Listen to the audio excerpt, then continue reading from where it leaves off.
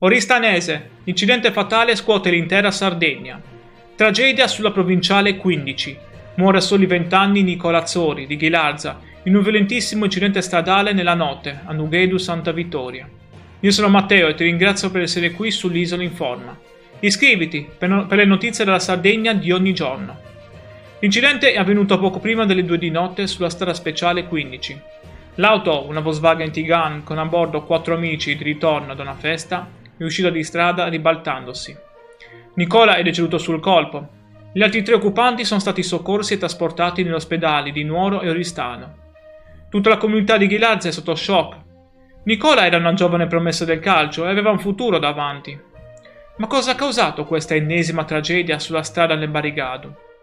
Per la tragedia, l'amministrazione di Ghilarza ha annullato le giornate del Romanico e proclamato il lutto cittadino.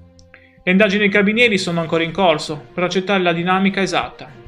Seguimi e metti like per non perdere i prossimi aggiornamenti dalla Sardegna e sulla sicurezza delle nostre strade.